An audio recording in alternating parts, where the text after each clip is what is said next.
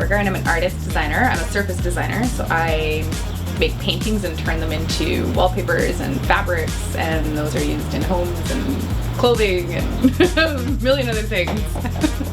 I have lived here for 1.5 years. I found this place kind of on a whim. My best friend lives about 1.5 blocks away, and I love the West End.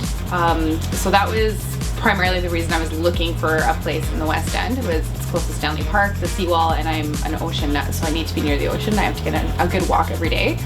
But this place was appealing. It was sort of, in all honesty, it was all that was available at the time. The landlord was incredible and super nice. And I came in and got the place. I need outdoor space, so there's a good sized balcony. And I thought, yeah, we'll see how this works. And despite it being incredibly tiny, I am so hooked with the neighborhood. It's what sold me on this whole area, and I can't leave now.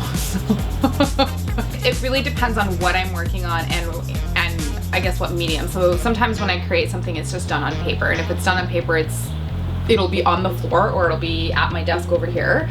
And then if it's anything that's usually larger scale, it'll sort of be in, which would be a dining room for most people, which is where I house all of my supplies and my paintbrushes and my paints, and things get a little wild over there in a very tiny space, but I'll create larger scale pieces in that area, or I end up moving things to accommodate. So there's a couple of places, so normally here or in the kitchen area, dining room.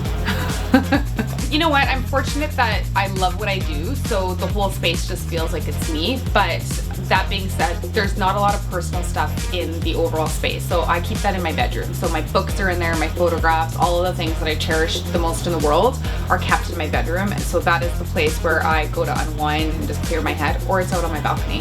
So if it's between the two, or I feel like I'm just overwhelmed with just work in general, I will escape here and go for a walk. But it's usually my bedroom, big comfy blanket, lots of books, all of the, artifacts from like my grandmother, and photographs of my kids and things that they've made me, and, favorite books and things like that. 3 things that I would save. I have a couple of paintings that I would probably save. One of them is from a friend that made me a painting. A couple of my paintings, my originals, so a portfolio of my originals, some of my grandmother's photographs that are not like electronically saved. All my kids are saved electronically, so if I don't have to save that, then we're good.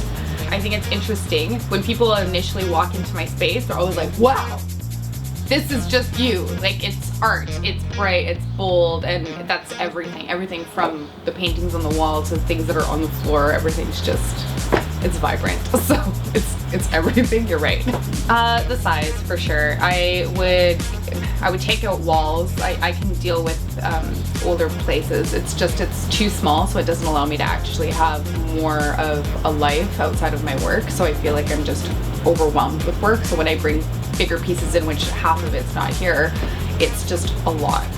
It's just work. So if I could change anything, it would be size.